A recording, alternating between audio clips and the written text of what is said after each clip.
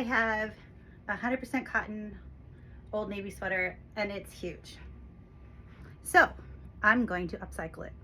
The pattern I am going to use, the toaster sweater, and I'm gonna do this one, which I've done many times. So a couple things I gotta think about. This is on, it's a raglan pattern. This is on a raglan, so this sleeve will work for that.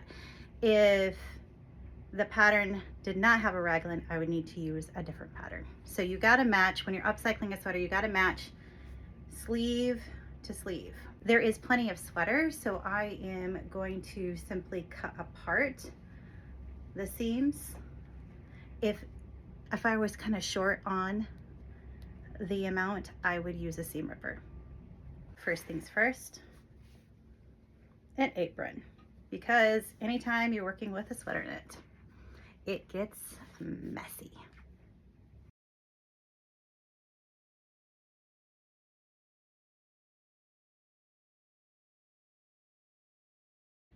Okay, so I have all my bits and pieces separate. I'm debating if I'm going to use this because I think I can open this up. I don't know. I did not like this around my neck, so I'm not going to use it like this, but I think it's 2-ply. So I might use that, but we'll see. We'll see what I have left. So now I'm going to take my pattern pieces. I'm going to separate. So there's my arms. That's another arm. And then here's the front and the back. And the thing about this particular style is the arms and the body look similar. Okay, so here's the back. So I am going to grab the back piece. And I want this to be a cropped sweater. So I am going to just use this piece because I really want it to stop there. So I am going to fold this in half.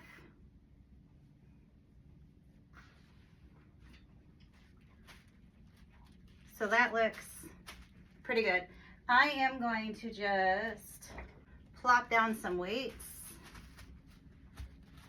And I'm going to use my scissors.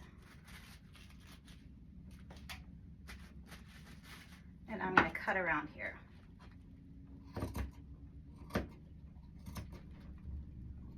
You could use pins. I'm really confident in my sewing skills, so I'm not going to use pins. Plus, it'd be hard to get through those layers.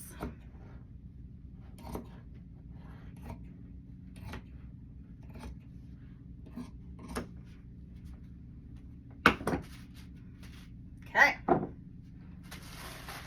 There is the back.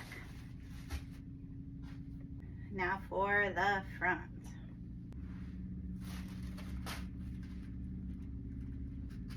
This time I'm plopping it down right in the middle because it appears that that's what's needed.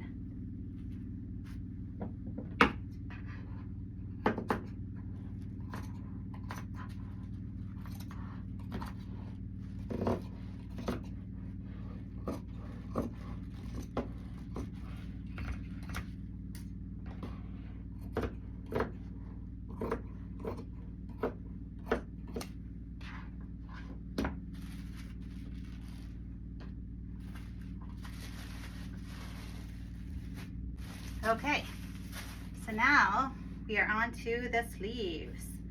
I am going to lay them one on top of each other.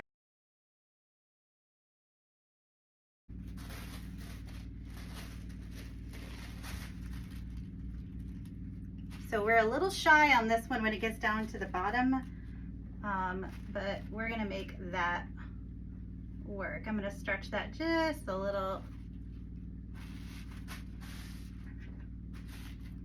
I will make do.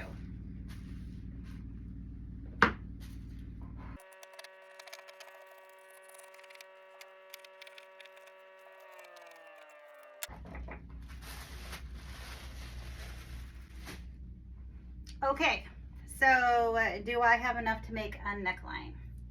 No. So I am going to have to use this neckline. Okay, so I'm going to go in here and I'm going to seam rip. I'm going to find that middle seam.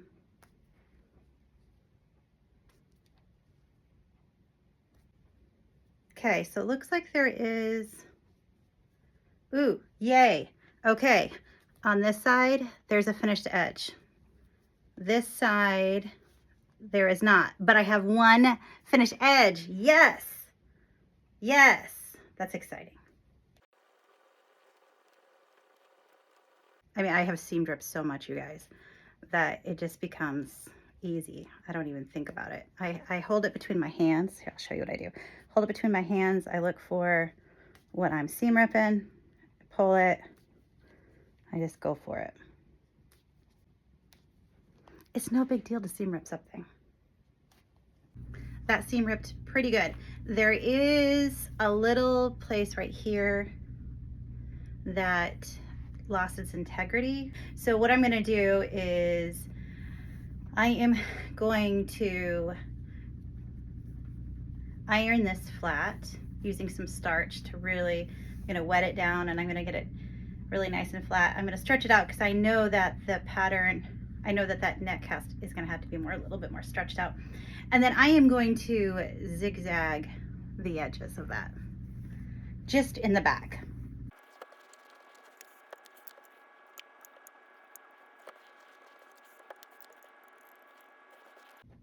Okay, that looks pretty good. So now I am gonna just do a little stitching right here.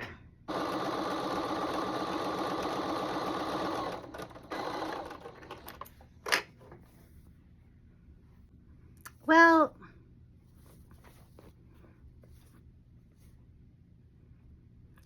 I think if I were to do it again, I probably would have just done a straight stitch maybe, because this is pretty stretched out.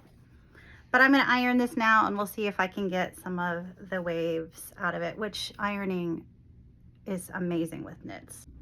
Okay, that worked pretty good. So now we're gonna sew the sweater together. I am gonna use my serger, but I find that big, thick knits like this shift, and I don't like that. The ends end up not looking that great. So we're going to pin it together. I'm going to stitch it on my sewing machine, and then I'm gonna take it over to the serger.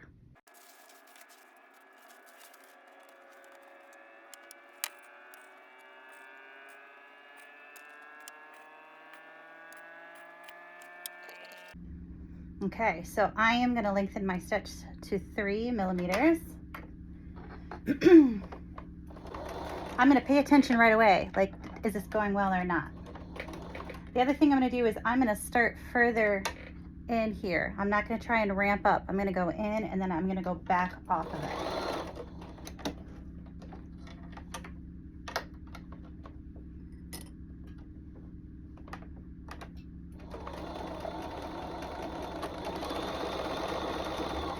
That's going pretty good.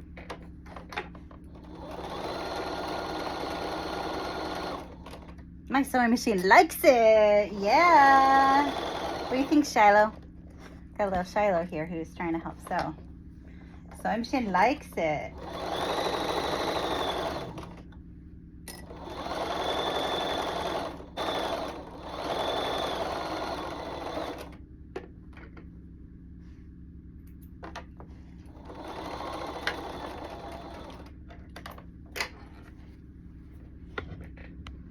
That went really well.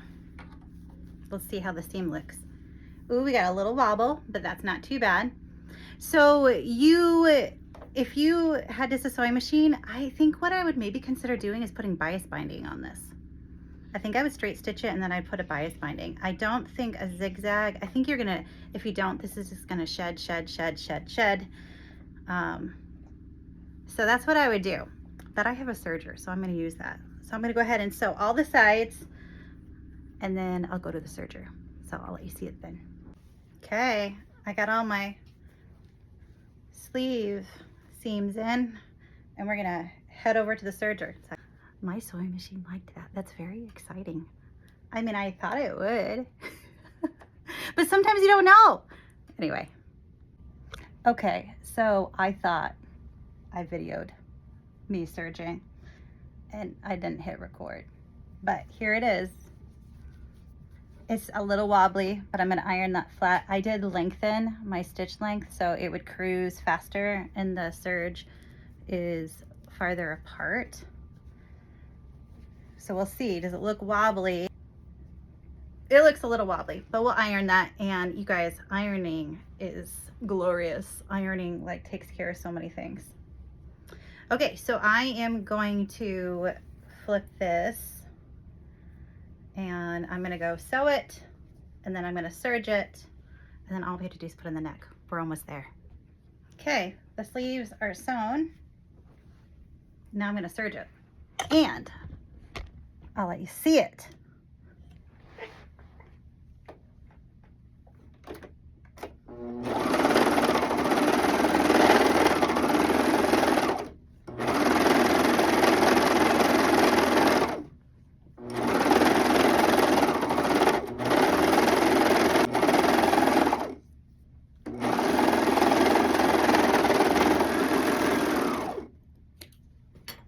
Okay, so I got kind of end that sticks out like this. We will go back to the sewing machine and we will tuck all those tails in, because these are at places where there will be wear. We're gonna go fix the ends in, and then we're gonna put the neck in. I'll just walk with you. I'm gonna grab, here's my neck. Okay. So I'm gonna take this end and I'm just gonna pull it back. You could tunnel it with a tool, but I want to make sure it gets pulled back in. So I don't want to tunnel it. I want to stitch it.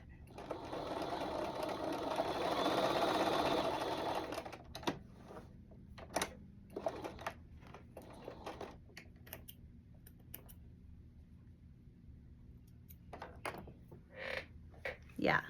Ooh, we got some threads. Okay, so that will look really nice and clean. I'm gonna do that on all four. Okay, it's time to put that neck in. And here's the back. So I'm gonna find the middle point of the back. And I'm gonna put the neck to that middle point.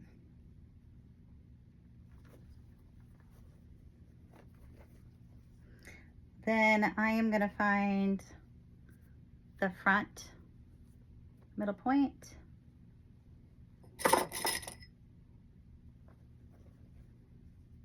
And the front middle point.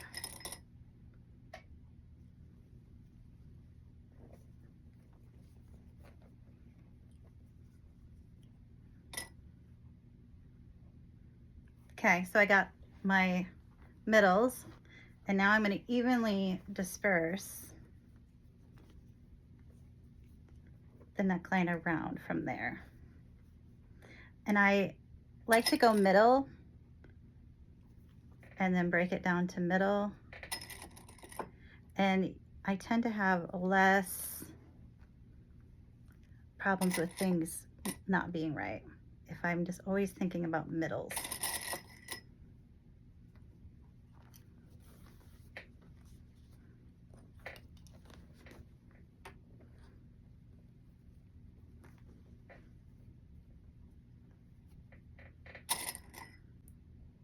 So it is my preference to sew with the collar on the inside. On the pattern, it shows to put the collar on the outside.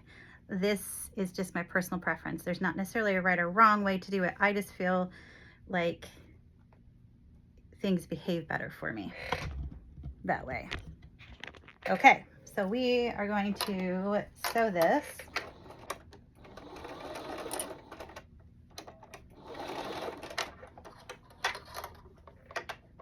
I am going to stretch the collar a little bit as this sews.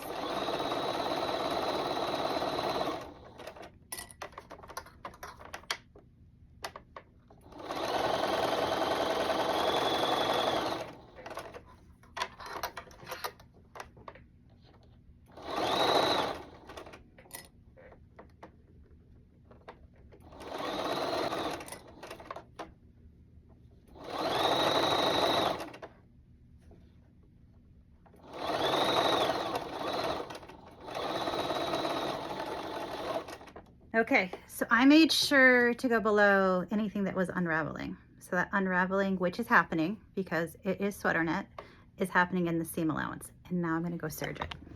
And once again, if you are not gonna serge this, I would recommend bias binding.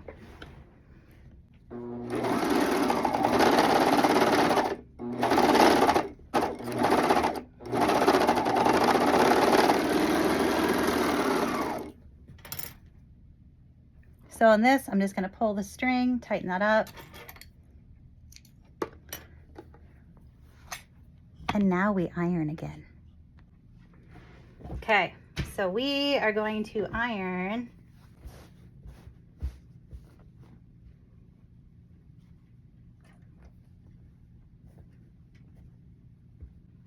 we're just gonna get in there. And I press more than I iron. I don't shift. I like kind of put the iron down and I leave it on there. I let it get nice and hot. And I press the seams towards the shoulders.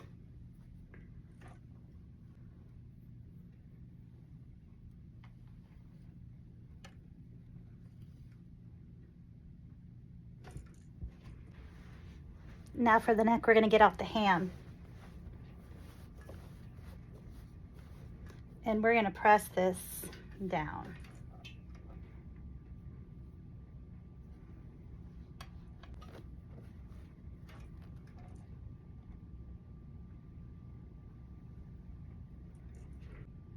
If you didn't have ham, I'd roll up a towel and press around that.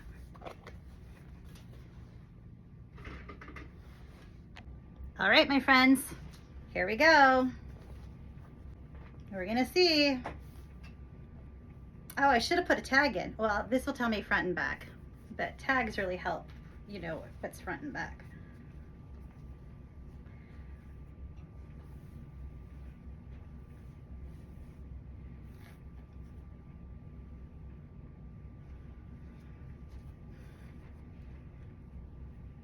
Ooh, that fits much better.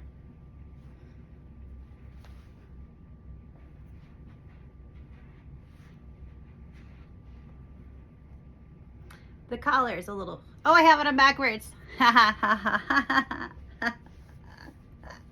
right, we'll try this again. The collar does feel a little tall for my taste,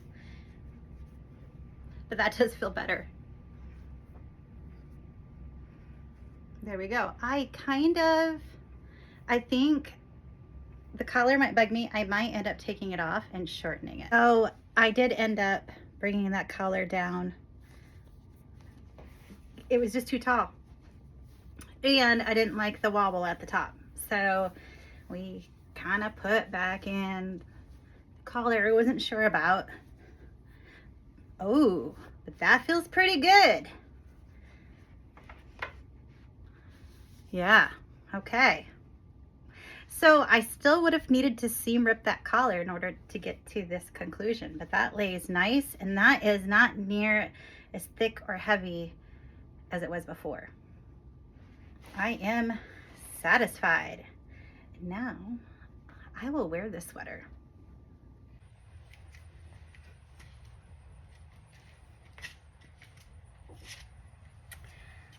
Yep, it worked, it worked, it worked. Not sure it goes with my bright berry pants, but it's all good. See you later.